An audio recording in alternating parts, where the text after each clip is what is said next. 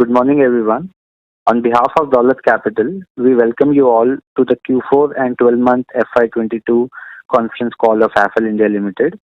I take this opportunity to welcome the management of Affle India Limited, represented by Mr. Anuj Khanna Soham, who is MD and CEO of the company, Mr. Kapil Bhutani, who is CFO and COO of the company. Before we begin with the discussion, I would like to remind you that some of the statements made in today's conference call may be forward-looking in nature and may involve some risk and uncertainties.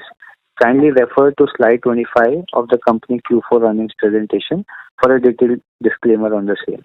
I will now hand over the call to Mr. Anuj Khanna Soham for his opening remarks. Thanks, and over to you, Anuj.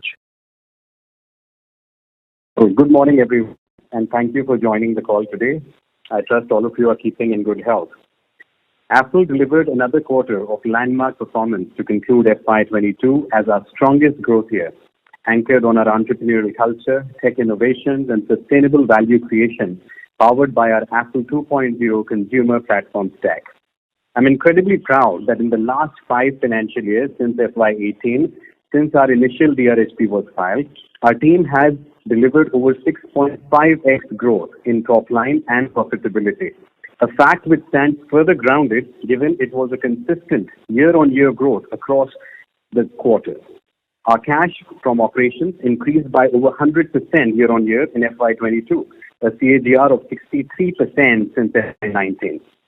We delivered revenue growth of approximately 123% year-on-year this quarter and achieved Q4 revenue CAGR of 73.3% over the last 3-year period, much ahead of the industry growth trend.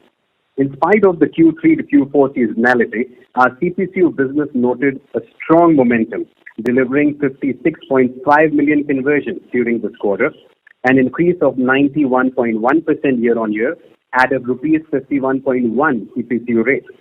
This took the total user conversion delivered in FY22 to 195 million.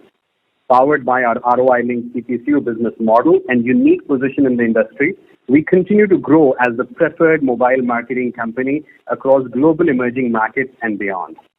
We continue to witness a robust, broad-based growth in advertiser spend towards mobile marketing, coming across our top industry verticals and India and international markets. And thus we achieved overall 45% year-on-year revenue growth in Q4 across India, and this is significantly above the average industry growth trend. Our business is in high growth momentum with our product proposition and tech IP aligned to leverage upon the tremendous digital adoption ongoing globally, offering a significant opportunity for further scale. Global tech ecosystem is experiencing a paradigm shift driven by the ever-evolving consumer trends, accelerated towards adoption of connected devices, and now beginning to inch towards emerging technologies such as the metaverse. Affle, being one of the industry pioneers and thought leaders, will continue scaling up on our deep tech-powered connected consumer platform stack to enable futuristic use cases. We will continue to invest to achieve our collective vision of reaching 10 billion connected devices in the decade ahead and further augment our global market leadership. Historically, our India and international contribution balanced at about 50-50 each, shifted in Q2 in favor of international on account of our successful integration of GEM and our efforts to build a local on-ground presence in newer international markets. The contribution stood at about 67% international and 33% India in this quarter, and for FY22 it stood at about 65% international and 35% India. Our focused execution, powered by the Affle 2.0 strategy, anchored on our 2 killer and verticalization and 2 old OEMs and operator-level partnerships, has enabled us to drive deeper verticalization for our advertisers across the E, F, G, and H industry verticals. This has strengthened our moat, and our direct customer contribution has grown to 74% of our revenues in FY22. We also continue to unlock innovative vernacular consumer experiences for the advertisers. And to reflect upon our strengths, we have also included 3 case studies in our earnings presentation focused on health tech, vernacular, and omni-channel retail growth solutions. Affle platforms have been consistently recognized in the industry as top performers. We recently celebrated a record milestone of winning a total of 114 recognitions across categories and geographies in the 14th edition of the Affle Performance Index. Affle's AppNext platform demonstrated exceptional growth results, continuing its number one rank as an independent, non-self-reporting network platform globally across the Retention Index and the IAP Index non-gaming. We also had our Jamp and Revix platforms participate in the index, where they also featured amongst top platforms across various categories and geographies. We were also recognized as the best technology platform for advertising and won several other top awards at the prestigious India Digital Awards organized by IAMAI, fortifying our industry thought leadership position. I'm extremely proud of Affle for achieving these milestones and consistently delivering on all-round profitable and sustainable growth. Our proactive adoption of ESG and initiatives towards enabling a sustainable ecosystem reinforces our commitment towards holistic value creation for all our stakeholders. We enter FY23 with optimism and are well positioned to further capitalize on growth opportunities ahead of us. With that, I now hand over this discussion to our CFO, Kapil Bhutani, to discuss the financials with you. Thank you, and over to you, Kapil. Thank you, Anuj. Trust all of you are keeping in good health. Continuing our growth momentum of clocking over 120% year-on-year growth in last two quarters. Our Q4 FY22 revenue stood at 3,151 million, a strong growth of 122.6% year-on-year. And we concluded our financial year with a revenue of 10,817 million, a growth of 109.3% year-on-year, driven by robust contribution from organic growth as well as from a contribution from Jamp. Our reported EBITDA for the quarter stood at 587 million, an increase of 70.2% year-on-year, while for FY22, the EBITDA stood at 2,135 million, an increase of 63.8% year-on-year. Kindly refer to our note on hyperinflation accounting with respect to our step-down subsidiary in Argentina, given in slide 5 of our earnings presentation. In regards to that, our adjusted EBITDA for Q4 stood at 607 million at a margin of 19.3%. As you are aware that our third quarter in any year is the highest quarter due to seasonality. However, the cost of operations in Q4 is generally equal to Q3 and EBITDA is highest in Q3. In this quarter, our inventory and data cost sequentially was stable at 63.4%. Our employee cost increased by 14.5% quarter-on-quarter. This included approximately 3.2% impact on account of hyperinflation adjustment and 1.8% incremental due to ESOS versus Q3. Rest was on account of our investment in human resources of the company. Our reported profit after tax for the quarter was 685 million and our FY22 tax stood at 2,139 million.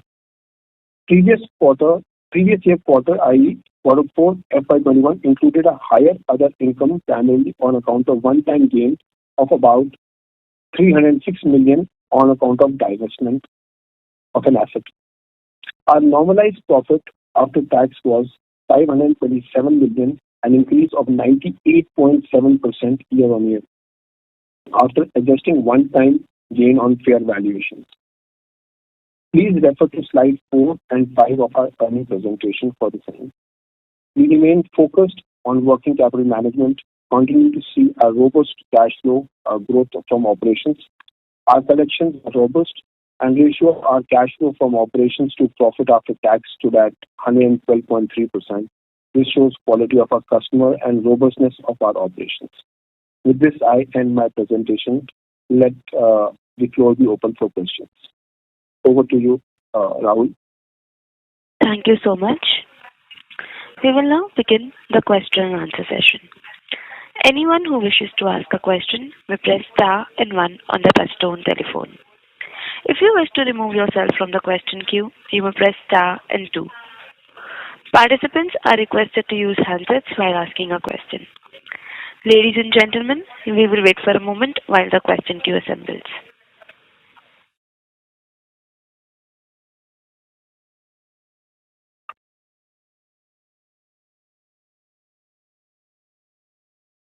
We take the first question from the line of Mr. Rahul Jan from Dolat Capital. Please go ahead. Yeah, hi. First of all, congratulations on very strong performance in Q4 as well as for the year fiscal 22. Just wanted to understand, Anuj, from you the potential of the growth going forward, specifically in the light of pain that may see from the fundings of startup in the near future, as hinted by inputs from some of the large investors such as SoftBank and Tiger. So any input on that would be great. Well, I think the outlook overall, when we look at growth, I think there are two perspectives that one should be taking in mind. One is the historical growth performance of our own company. And in the most recent quarter, even if I look at just purely organic growth, we have grown 45% overall, India and international. And that is well above the average industry growth trends. If you look at the historical growth trends of our company as well, over a 5-year, 4-year period, you find that we're consistently beating the overall industry growth trend. Now, where is this coming from? It is coming from clearly a differentiated business model, having the Affle 2.0 consumer platform stack, which is aligned for the future use cases that the advertisers are looking for. Our focus on emerging markets, on emerging verticals and verticalizing deeply for that. All of these multi-pronged approach and strategies anchored on our tech innovations, anchored on our unique strategies and business model are powering our consistent growth over several, years, as well as if you look at it on a quarter-on-quarter basis as a complete consistent trend of beating industry average growth trends. And when you see it over a 5-year period, you also find there are multiple times where in this period there were, startups where there were funding issues and so on. Now, one of the things that we deeply care for our company, and that's reflected in the way our cash flow from operations have performed, specifically noting the operating cash flow to PAT ratio of 112.3% this year versus last year. If you compare that, you see that, okay, this company's quality of revenue is anchored on customers who are there for the long term. It is not quality of revenue which is dependent on the next round of funding of these customers. And I think we are very, very careful on what kind of customers we onboard and how much credit exposure we take with any of those customers on a month-on-month or a quarter-on-quarter basis. And therefore, our quality of revenue is reflecting in the way the operating cash flow of the company is proceeding. And even from that lens, right, I mean, working with, let's say, startups is important, but what kind of startups are we working on? How much credit risk are we ready to take from them? Even if they come with a bigger budget, sometimes we decline it and we say, no, we can only take, based on our credit risk management framework, we can only take X value of a campaign from certain types of customers. So we are very, very careful about it.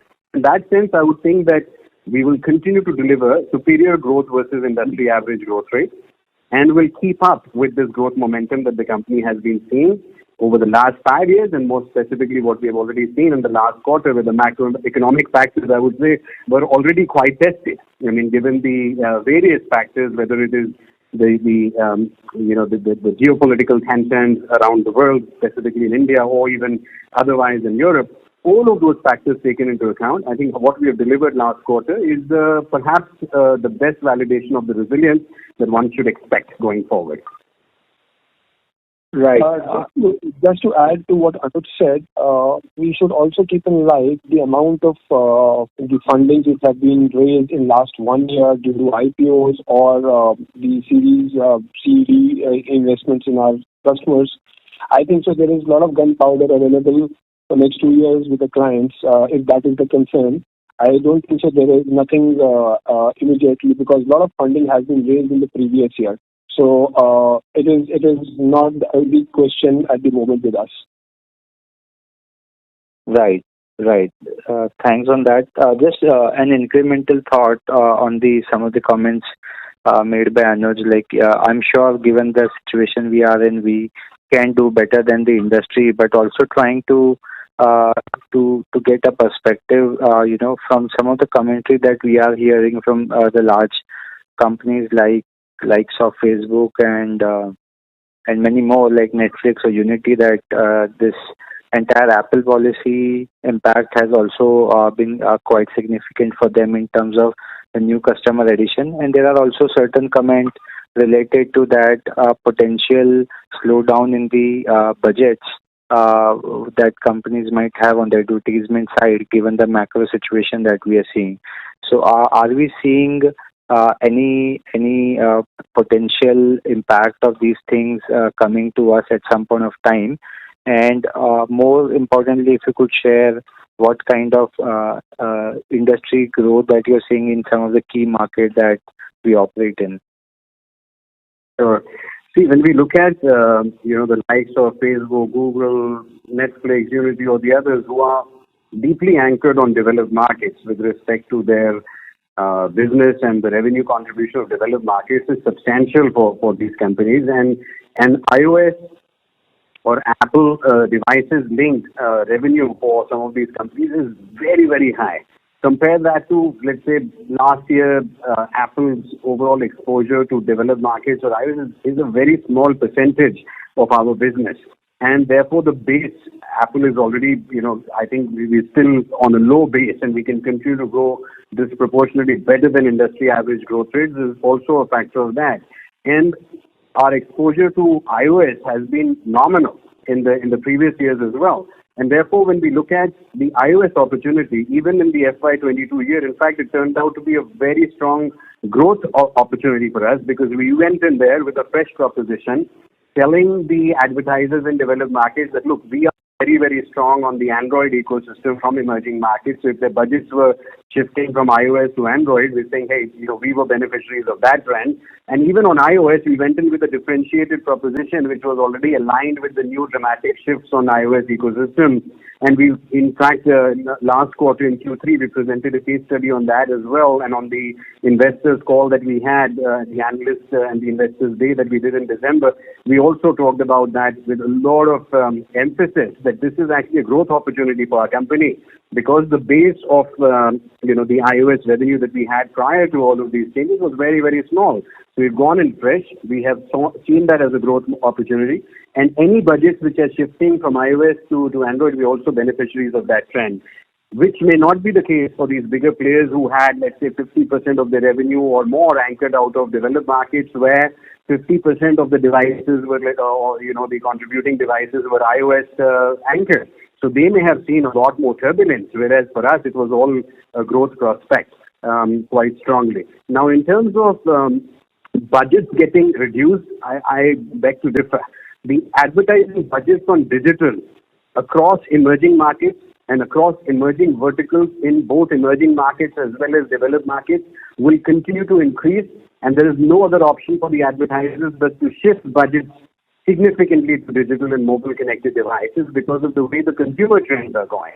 And this is not just a COVID phenomena. I think even post-COVID situation is clear. The consumer's attention and the transaction adoption on digital devices has grown up disproportionately. And the percentage of advertiser spend on digital and mobile will necessarily grow significantly in the next 3 to 5 years, especially in emerging markets and emerging verticals, which is what is Apple's focus. Now, if you look at the India-related reports, there are enough industry reports out there that are saying that India's average digital growth rate would be above 30%. And within that, if you were to take out some of the emerging verticals of our EFGH category, you will see that the growth trend is 35% or above. And the same kind of growth trends, in my opinion, we will see across emerging verticals globally. So therefore, I wouldn't be particularly, on the back foot with respect to how the advertisers' trends are going, and we should be optimistic about how Apple will continue to deliver growth going forward. Sure. That's quite comforting. Just lastly from my side, if you could share more color on, how the CapEx, tech capitalization and FCF has played out in this year, and also input on the plans going forward. Kapil, over to you, please. Hi. So our investment in innovations was about 6.9 to 7 million for the last year, which was as per the plan, and there was no overshooting of the expenditure there. And we expect good results coming from those innovations. Our plan is about for the next year is about 4% of revenue to be invested in innovations. So around 4% plus minus 25 basis point would be the plan to invest in innovations of the top line. Right. And as I said, any more in terms of what kind of free cash flows, how it has played out this year, and how we plan to do going forward? So our free cash flows have been to the tune of 153 to 154 crores. If you see that the investment in innovations was about 54 crores, and about 2.5 crore rupees was investment in the hardwares. So that is what is the investment into the capex. The rest, including the capex and the cash flow, is coming out of the acquisition accounting of about say $2 million plus, which is about 15 crore rupees, is coming out of in the cash flows coming out of the acquisition accounting. So that needs to be taken out for the calculation of free cash flow. Got it. That's it from my side. I'll fall back in the queue. Thank you. We take the next question from the line of Mr. Mayank from Dalal & Broacha. Please go ahead. Hi, thank you for taking my questions. Am I audible, first of all? Yes, you are. Please go ahead. Yeah, thank you. Congratulations on the great set of numbers. My first question is around the organic and inorganic component. So, Anuj, I think you mentioned there was 45% growth in the organic business. So, can we just deriving from that, the organic revenues would be around 205 to 203 odd crores. Am I right? Yes, that is correct. Okay, and balance is from Jan, right? That's correct. Okay, and so that was my first. And so my second question to you is, so as we are hearing also in the IT industry, there's a lot of talent crunch in the tech space. So part A of that question would be that are we facing a similar kind of heat in our business also? And part B would be that given if at all we are facing that heat, does our margin aspiration over the next 2 years remain the same as per our previous comment? First of all, the overall tech stack of Affle is anchored by our tech teams, which are based not only in India but also based in Madrid, in Spain, in Argentina, in Israel, and so on. So it's a globally sort of distributed, innovation capability that we have. So if one particular market in India, for example, is in the IT sector is talking about facing certain challenges, we are at the moment seeing a fairly sensible neutralization effect of that, because not only are we compensating our team on fair market compensation in terms of cash terms, we also, as of last year in October, have given out stock options of the Affle India stock options to quite a number of employees. Close to, if I'm not wrong, 100 employees have become beneficiaries of that. So there are multiple ways in which we incentivize and retain our talent and inspire them with good quality work, good career satisfaction, good career progression, fair market compensation in cash terms, stock options, and so on. So all of these taken into account, we believe that we are actually one of the rare companies where not only entrepreneurial talent but also tech talent, not just in India but globally, would be attracted to in these times. Given the kind of resilience that we have shown as a company in the last 1 year against tough and ever-changing, dynamics, whether it is on geopolitical issues or there are data privacy issues and so on, I think the kind of execution and strategy that we have delivered with our company, we've inspired a lot of confidence and thought leadership in our industry. So what's happening is that the employees of our competitors or even people who are in the industry are looking at us with a lot more respect, and there's a lot of pull factor, to attract talent, and people would want to work for a company like Affle, and I think that will help us to build pride internally within the employees to stay on, but also to find a fair way of bringing in more talent into the company as we expand. I don't expect any dramatic changes with respect to our ability to earn a bottom line sensible margin growth performance for the company. Okay. So, sir, as per the previous commentary that we could, over the next 2 years, scale up our profitability to 20, means the operating level profitability to 20+%, that remains same, right, as it is? Yeah, I would take a 24-month view to it, and the reason for that is that the contribution of JAMP is significant, and it is still in the mid to high single-digit EBITDA performance at the moment. And I'm looking at the next 24 months very, very closely to transform it to mid to high teens in terms of its bottom line performance, and that alone should actually impact the overall bottom line margin performance of the company towards the kind of numbers that we hope to achieve. Sure. So just last question, sir, if you could share the number of user conversions in JAMP, if possible. We haven't split that out, but I think what's important overall is that when you look at this quarter and you see 122% growth year on year from the Q4 and FY in the previous years, we would find that we have achieved that at the back of 91% growth coming in the number of conversions itself overall, and the fact that we have grown our CPCU rate by about 25% from 40 odd rupees to 51 rupees.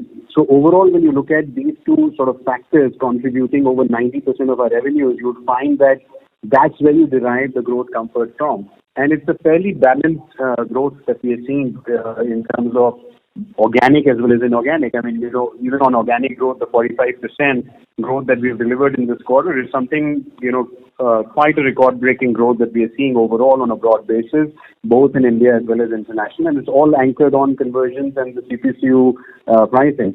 JAM's contribution is, lesser on conversions and more on the CPCU price increase because the international markets have a slightly higher CPCU rate.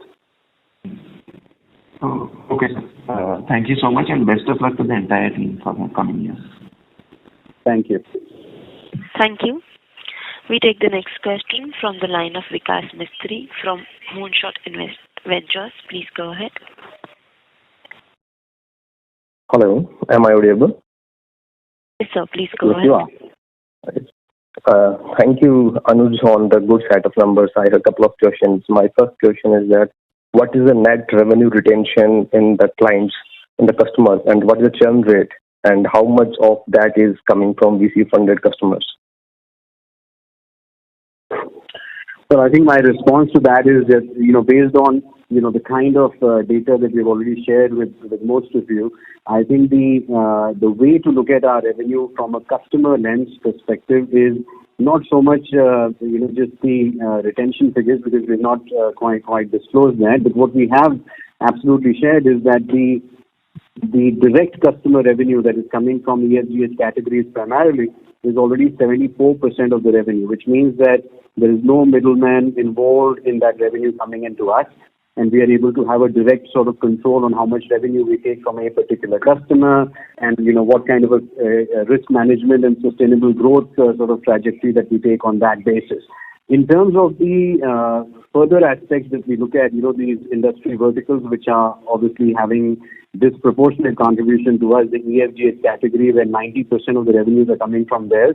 These are high growth industry verticals, emerging verticals, and these are not just, startups with Series A or B funding. I think we're talking about enterprise-grade customers and the ability to predict that these customers would definitely be continuing to be spenders and growing their spending for at least the next 2 to 3 years.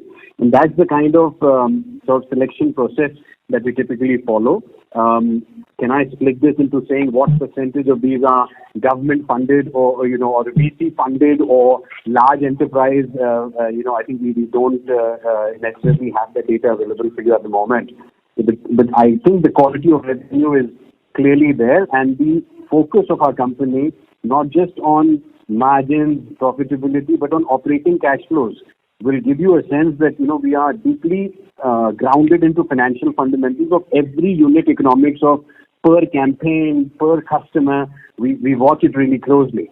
So I think you should not have any risk factor concerns with respect to quality of revenue or the ability to retain these customers or to continue to grow on these customers? I'm sorry I'm not able to provide you specific of what you asked, but from the data that we publish, I'm trying to give you a qualitative sense of the quality of our revenue. That's helpful. Anuj, my second question is that the cost of data inventory, because we are using CPC model and we show some impressions and then our algos do something. But the thing is that we haven't seen some decrease in data inventory cost. Till now, we might have developed good of DMP is quite strong. So we must have seen some decrease in data and inventory cost. So how we look forward the data inventory cost going forward, whether they decrease or they keep elevated at this level? So I think there are two things to this. One is when you look at data and inventory cost, I mean, the word cost comes there, but it is also having an investment element to it, right? The kind of intelligence that we build. So that is clearly helping and forward-looking, continuing that the data insights and capabilities of what verticals are performing well, which consumer cohorts and segments are likely to, convert for one vertical or the other. All of these deep insights that are already there, they are all fully expensed out on each reporting period fully as a cost, right? The investment angle of it, what percentage of it is actually a carrying forward investment that will help the company over the next 2 years is not shown in the financials, right? So our policy is very conservative. We expense this out fully for each reporting period. And there are efficiencies that are already there from an organic perspective.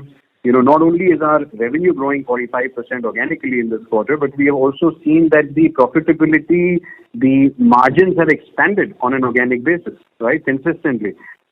So much to the extent that even Jam, which is a single-digit EBITDA contributor and a over 30% revenue contributor, is still on an average consolidated basis. We are still delivering very healthy bottom line financials of our company.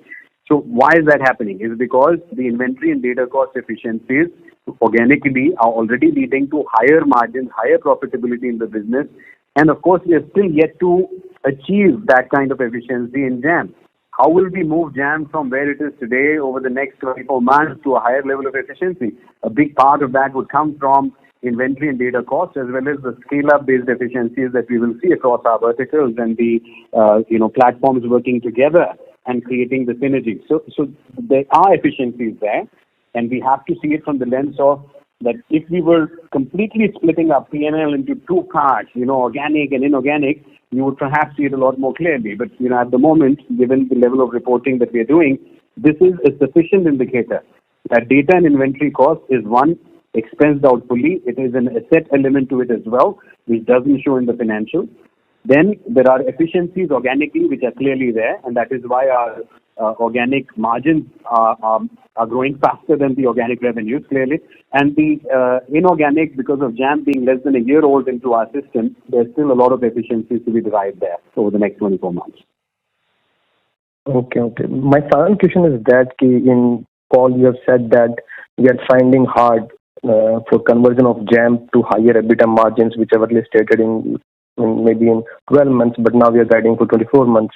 So from that perspective, can we rule out that we will be doing any acquisition in near future, big acquisition in near future? Because if we do so, then it will be quite a drag on our financials. Well, not at all. In fact, I don't know where you derived in the commentary that we're finding it hard. And on the contrary, I think Jamp has been one of the smoothest integrations. And within the first year itself, for the kind of scale that they had and the fact that we haven't really traveled and met enough due to the restrictions of, travels around the world. We have done phenomenally well in terms of what we have achieved with Jamp in year one. And our stated goal on any acquisition has always been that within the first year, we'll bring it to single-digit profitability. And we have already delivered that with Jamp. And in the second year and the third year, we will inch it upwards. There's no magic wand straight away that, we can shorten that cycle. But we have typically seen that what our guidance has been on any acquisition, that we'll take a 3-year view to transform them to the same quality of bottom line margin sensibility that we have enjoyed with Affle's organic business. Each inorganic will have its journey, year 1, year 2, year 3. And what we have done in year 1, in less than year 1 with Jamp, is already quite fantastic, and I'm super proud of it. And what we will do in year 2 and 3 is a very clear roadmap to that. And I think we're on track on our stated model. Thank you. We take the next question from the line of Arun Prasad from Spark Capital. Please go ahead. Thank you. Thanks for the opportunity.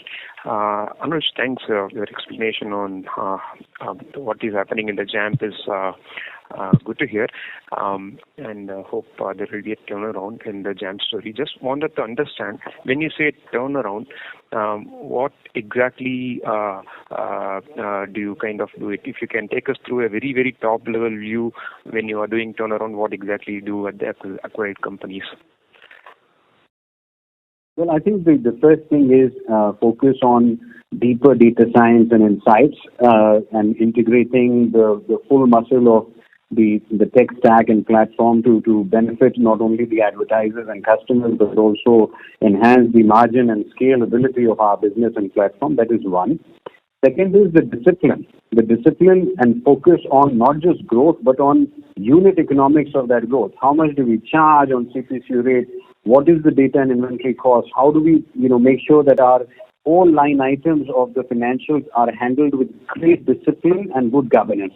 And I think these are the kind of things that are already happening in each of the acquired assets. And that is how we have delivered great outcomes, not only with MediaSmart, Appnext, and now with JAMP within the first year itself.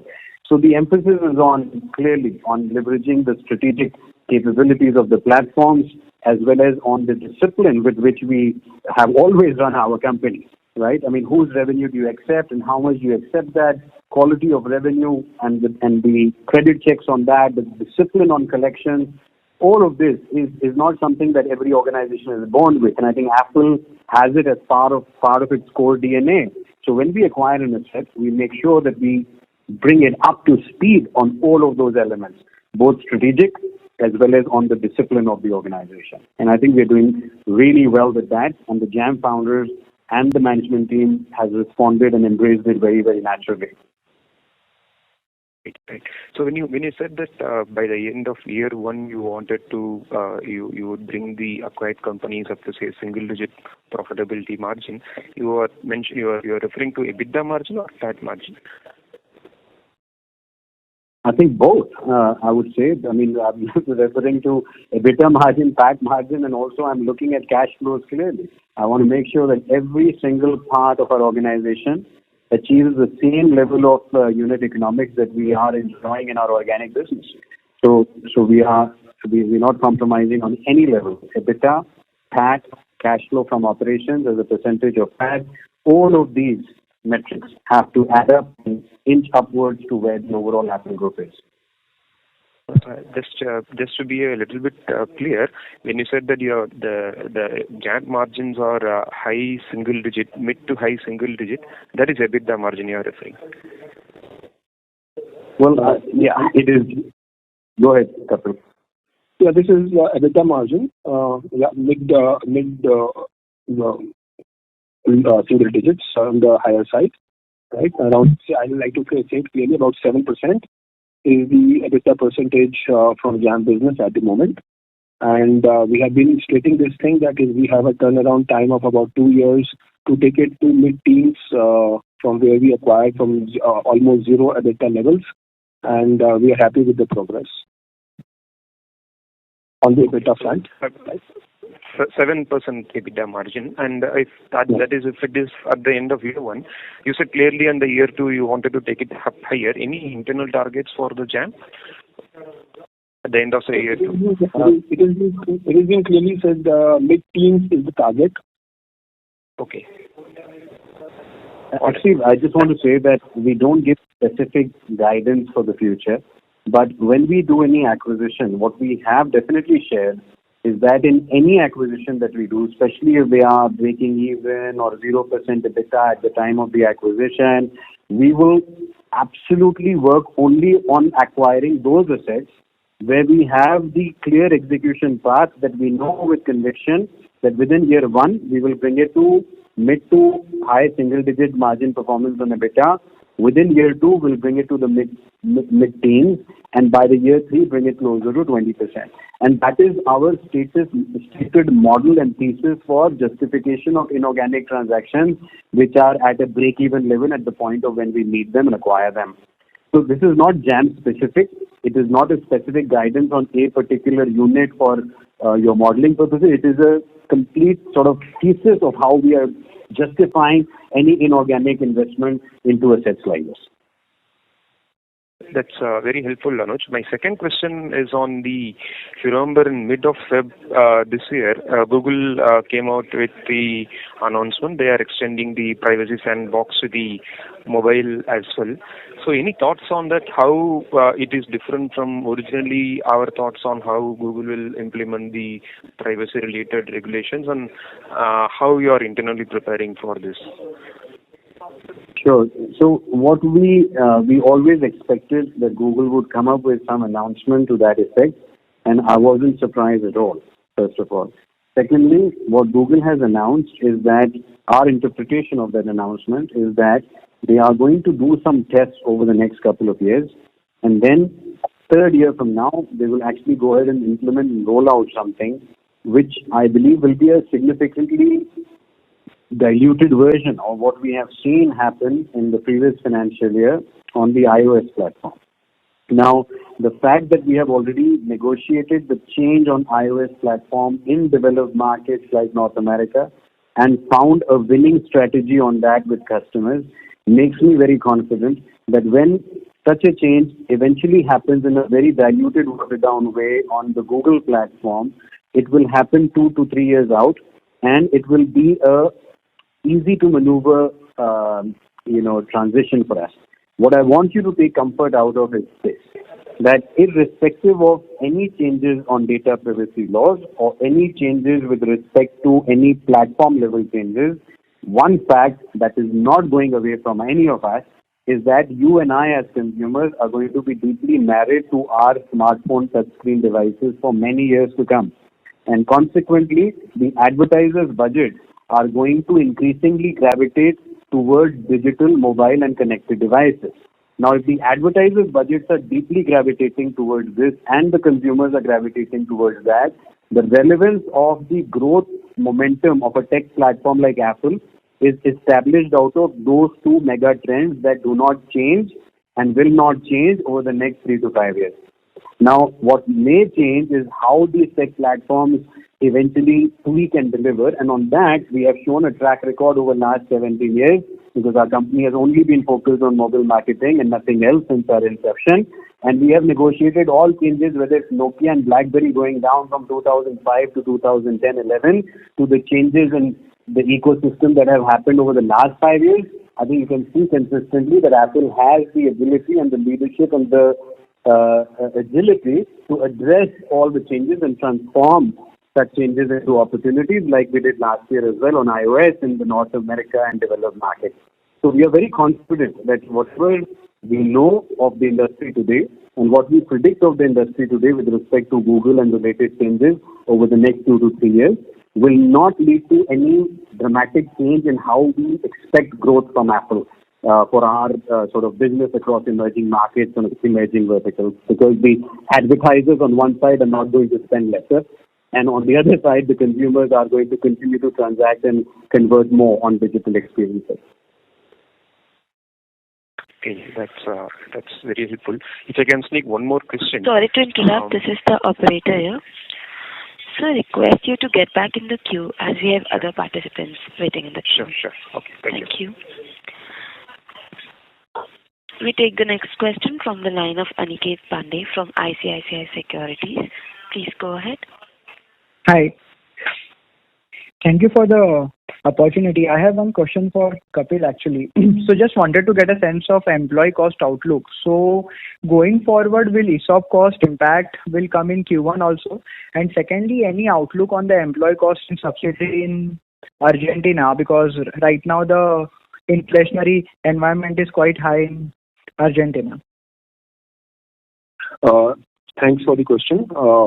First of all, the impact on Argentina was there in the Q3 also. but the impact was higher in Q4. That is why we segregated.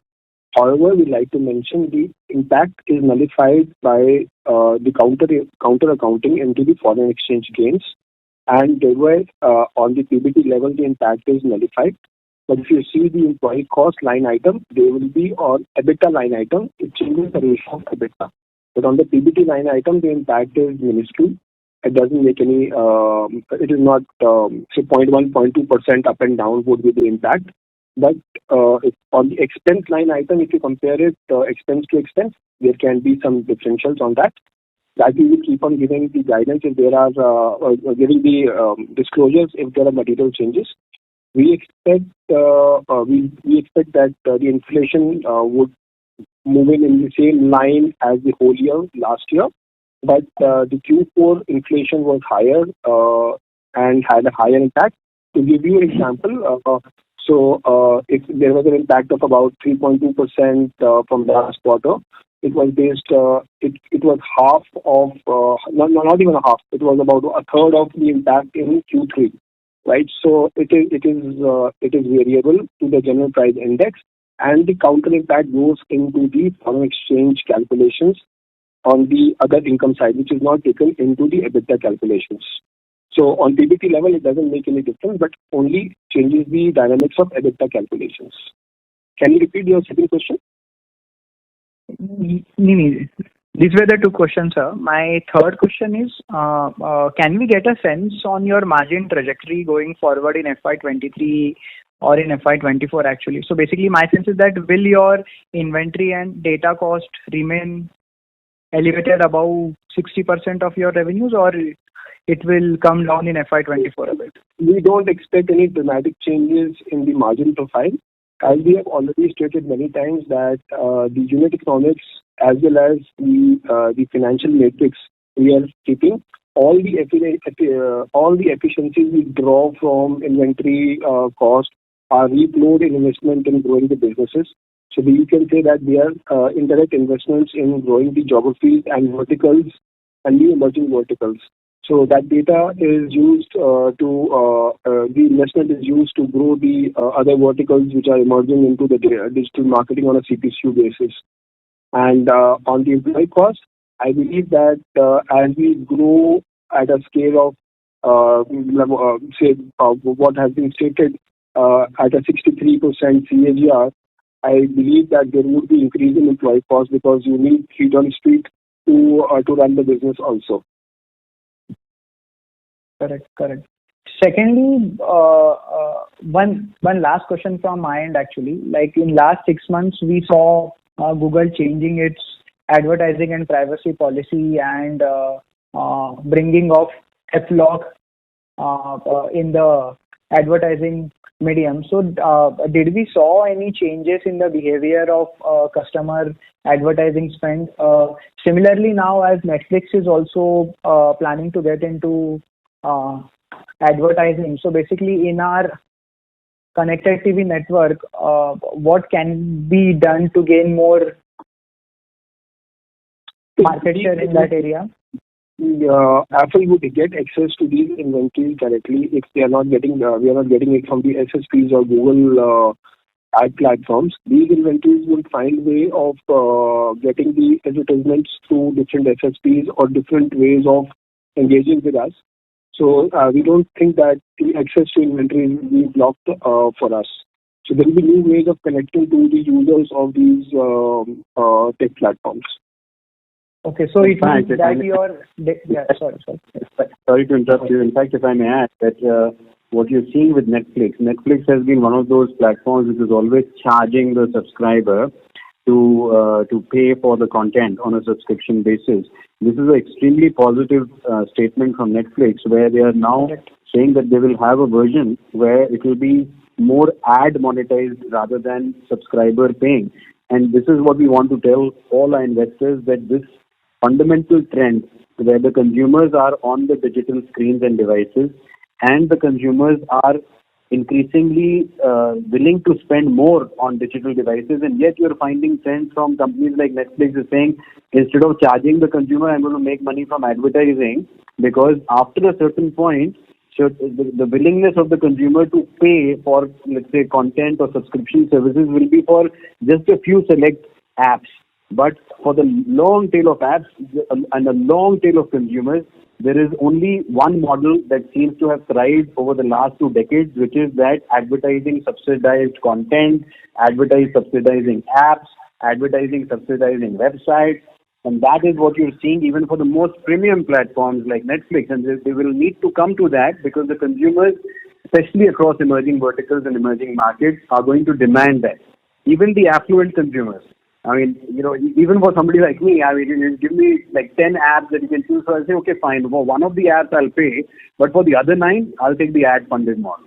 So this trend of advertising and the consumers accepting those advertising-linked business models from even the premium service providers is the biggest reassurance that the investors can have that the ad tech digital business model is here to stay. And while dealing with it with the responsibility of data privacy, which is where regulations come in. So it's a much better ecosystem for the future, for the consumer, for the advertisers, and therefore I am very confident that you will see the continued growth in digital advertising as an industry. Yeah. Correct. Thank you, sir. Thank you very much. Thank you. We take the next question from the line of Anmol Garg from DAM Capital. Please go ahead. Hello. Hi. I assume that I am audible? Yes, you are.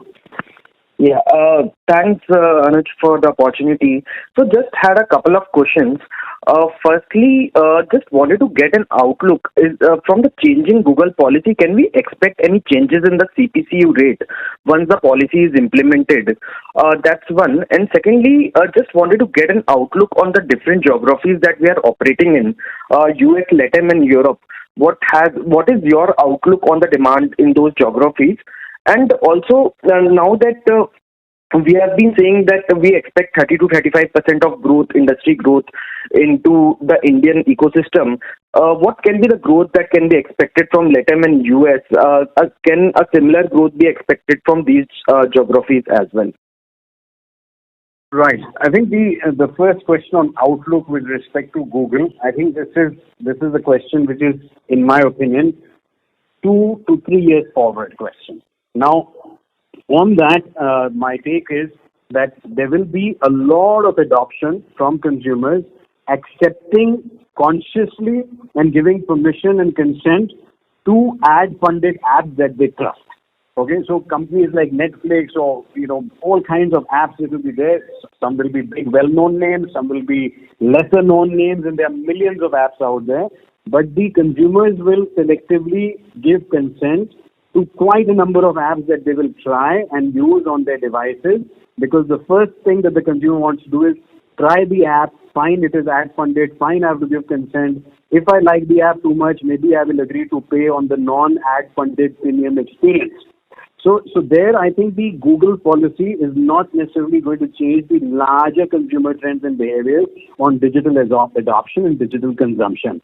So in that respect, I think the CPCU rate for us will continue to see upward trajectory and growth as we continue to grow our business not only in emerging verticals and emerging markets, but also emerging verticals and developed markets. And very importantly, as we see the Indian economy continue to grow over the next several years, we will find that the advertisers will have a better willingness to pay for even conversions that are happening in India. So I expect the CPCU rate to inch upwards, even with or without the Google changes over the next 3 to 5 years.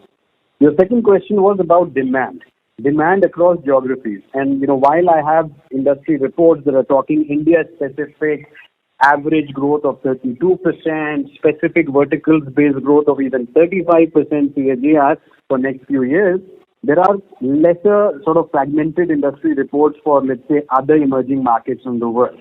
But my outlook overall for other emerging markets, and specifically the verticals that Affle is focused on, and that is our own internal view, that should also be in line with the kind of growth we are seeing in India. As far as, and these markets will include Indonesia, Thailand, Malaysia, Philippines, and Southeast Asia. It will include Middle East and Africa. It will include Latin American, LATAM markets, and so on and so forth. When we look at developed markets, we would see a significant shift happening also in emerging verticals in favor of deeper growth in digital over there as well. So I am quite bullish that when we see it holistically overall, the industry trend should be north of, close to 30 to 35% for the next couple of years at least. And that gives me a lot of confidence to say that while Affle has historically been beating, or even in this quarter, we have organically beaten the growth trends by achieving 45% revenue growth in Q4 year on year.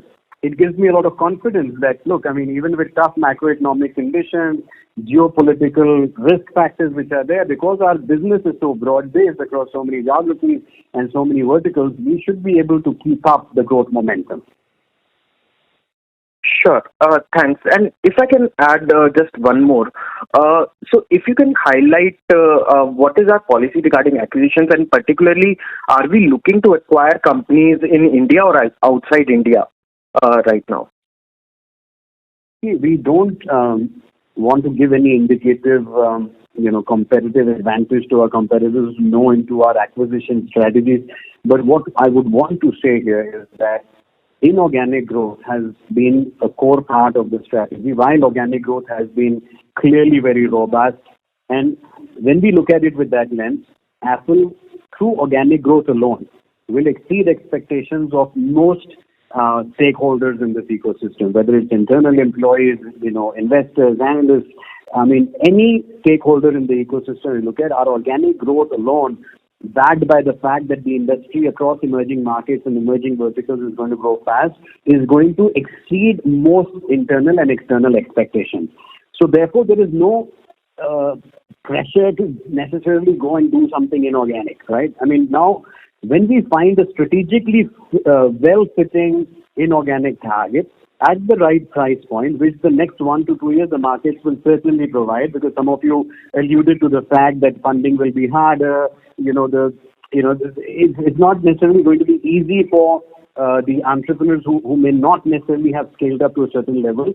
We will find very attractively priced inorganic targets in the next 1 to 2 years, and we keep a strong balance sheet. We keep our financial discipline of generating good cash flows internally, so our cash reserves on the balance sheet will only grow. When we find the right target without any pressure, right strategic fitment that we see will help the company, whether in India or internationally, we will certainly have the wherewithal to execute very sensibly and carefully, like we have always done. Am I giving you any guidance in the short term whether we are going to acquire something or not? Not at all. There is absolutely no pressure, and we will do a sensible inorganic growth plan. We will certainly do it, but we will time it to our advantage. Sure. This is really helpful. And if I can add just one... Sorry to interrupt. This is the operator here, so request you to get back in the queue as we have the participants. Okay, sure. Thanks. Thank you. We take the next question from the line of Pritesh Thakkar from Asian Market Securities. Please go ahead. Participants are requested to restrict their questions for 2 per participant. Over to you, sir.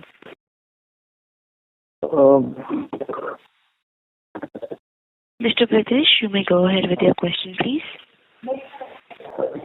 Am I audible? So you may go ahead. Yeah, audible?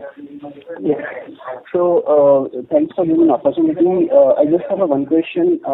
Any progress on targeting or targeting any market, emerging markets that you had said on your last call that could be in another margin lever in terms of realization? Any color on that particular point? Sorry, Pritesh, you were not very audible, but it seems like you're asking about a strategy in emerging markets. Is that correct? Yeah, that's correct. Okay. To the extent that I can understand your question, and I would like to build the answer towards a larger understanding of most of us on this call today, is that Affle is one of the only companies in the marketing tech, ad tech space that is so deeply anchored on emerging markets and emerging verticals as our strategic emphasis and focus. If any investor anywhere in the world wants to invest in the emerging markets, digital connected devices, linked, growth plans, there is no other company that I know of that is so deeply focused on executing and winning in these markets as a strong competitive advantage for the future. Most of our competitors, which are listed companies or privately held companies that have access to funding or have already raised funding are not as deeply focused or anchored on emerging markets, and therefore our competitive moat across emerging markets is one of the strongest.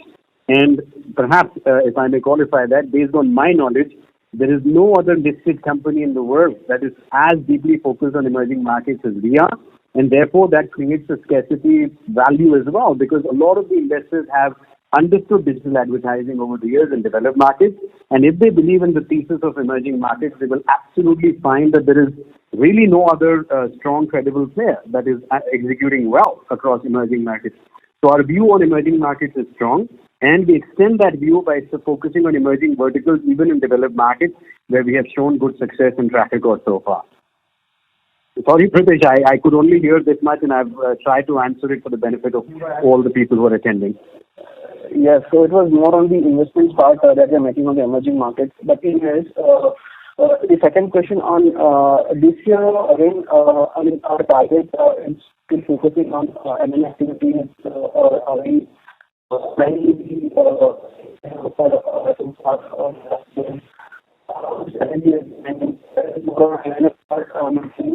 Sorry to interrupt. Your voice is not clearly audible, sir. Can I request you to email your question to us, Pratish, and if we can or message it to the organizer, and we'll try to take it up later. Not a problem. Thank you. We take the next question from the line of Rishabh Sisodia from Concept Investwell. Please go ahead. Mr. Sisodia, you may please go ahead with your question. Yeah. Hello, sir. Am I audible? Yes, you are. Yes, you are. Yes, sir. Just a small two questions. So first thing, if you could give me the color on the organic growth for the full year FY22.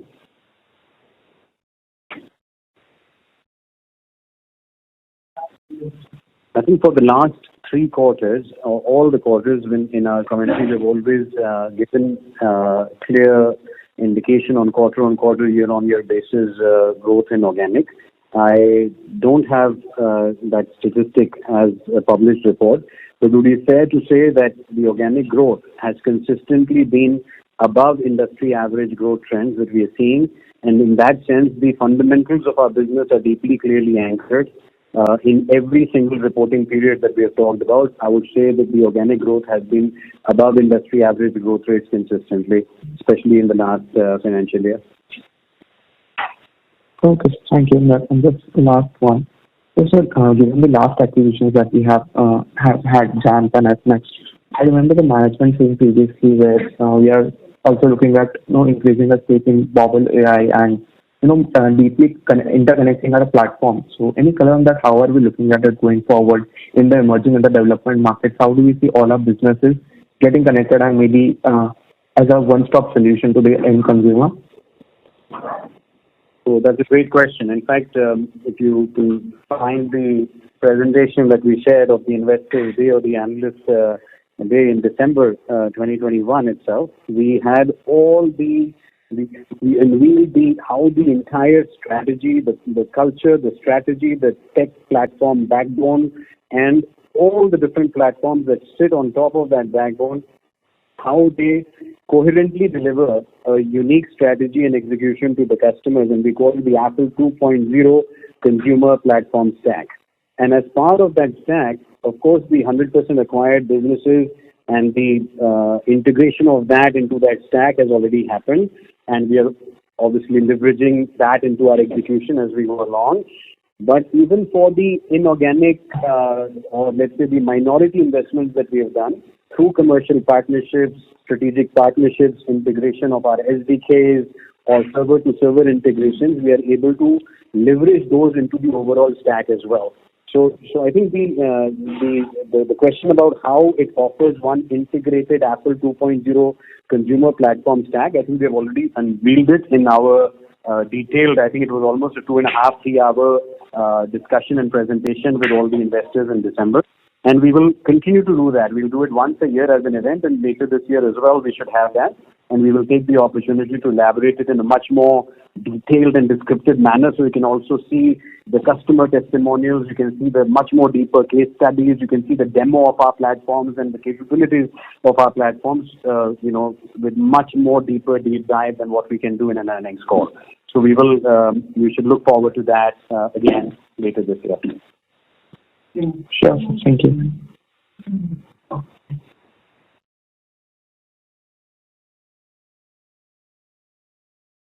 Thank you. We take the next question from the line of Bharat Shah from ASK Investment Managers Limited. Please go ahead. Yeah. Hi, Anuj. When you talk about organic and acquisitive growth, in terms of your formal kind of factual narration, for how long do you treat in acquisition businesses acquisitive growth, and at what point of time do you start kind of labeling it as an organic growth?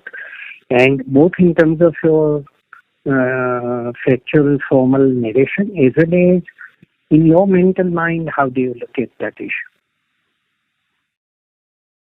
Well, is your question about for how many years we expect to focus on acquisition as a growth strategy as well as organic growth? I mean, can I just get to the essence of your question again, Bharat?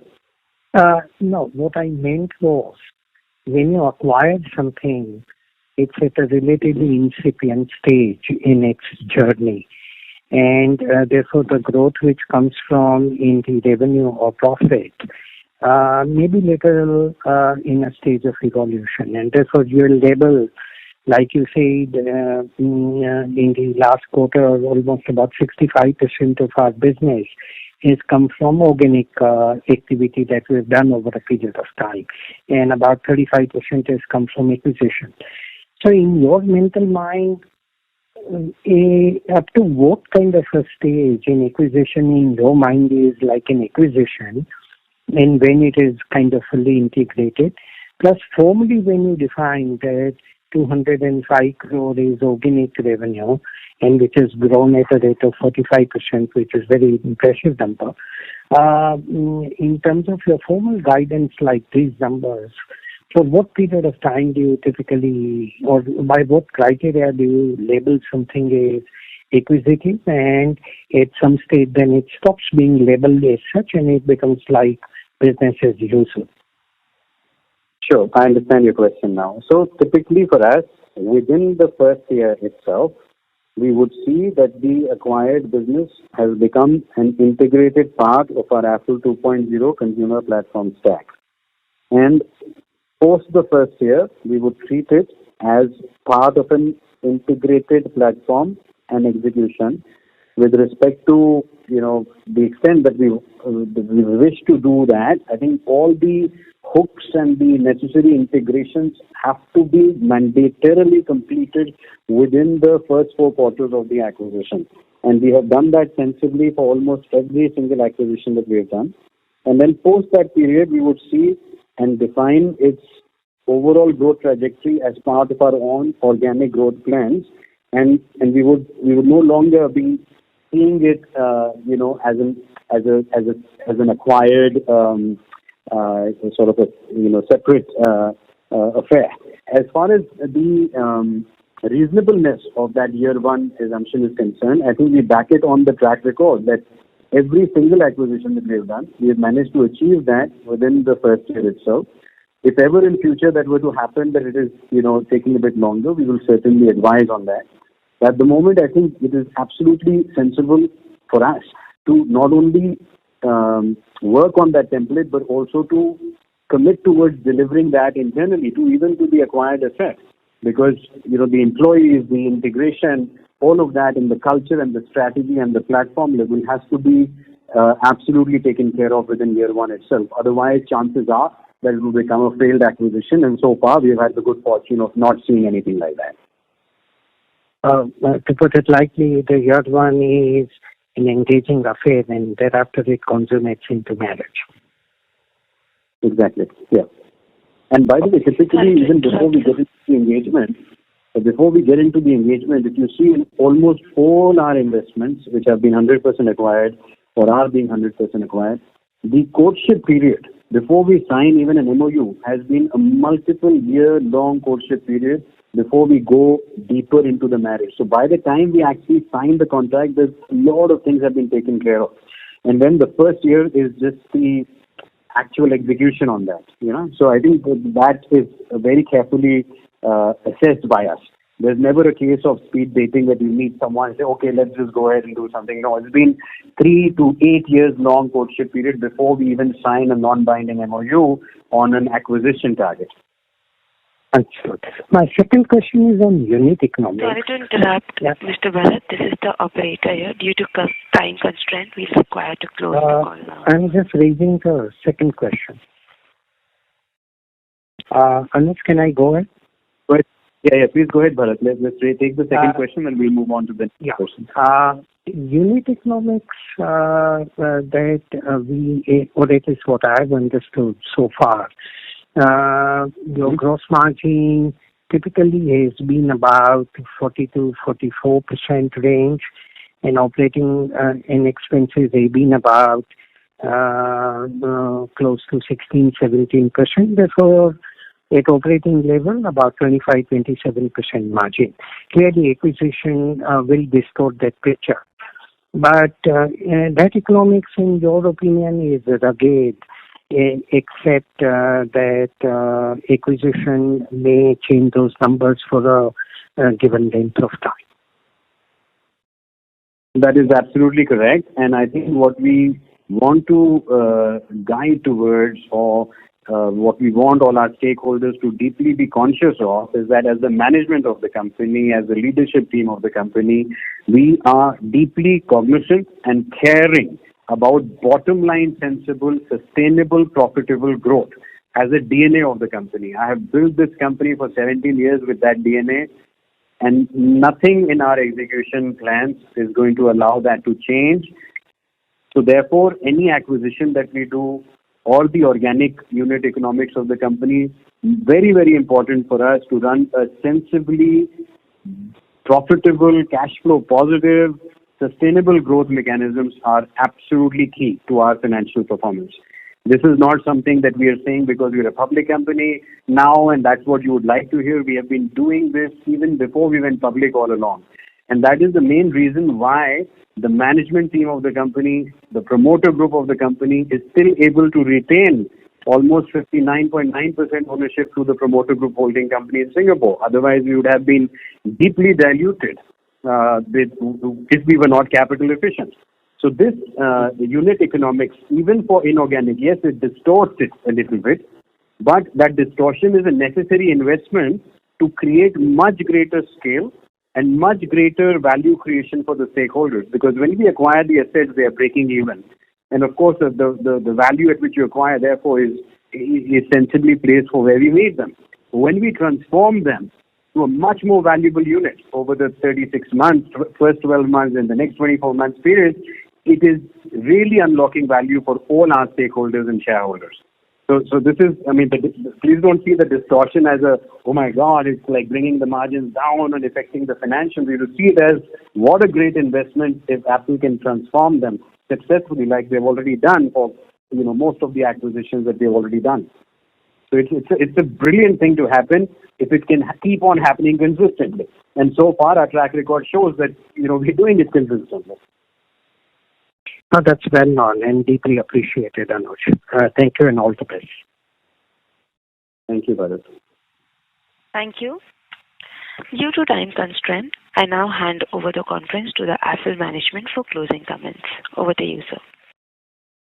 Well, thank you so much, everyone, for attending and for all your questions. They were very insightful questions. I absolutely enjoyed the earnings call and the Q&A session today. I wish all of you well. And as I've always mentioned, Affle is built to last. We are here for the long term, and you will hear a lot more from us as we go along and evolve this company into a great corporate citizen that it already is. But, we continue to strive to build Affle into an institution, and I look forward to all your questions, support, and I wish all of you really well. Take care. Thank you. Thank you.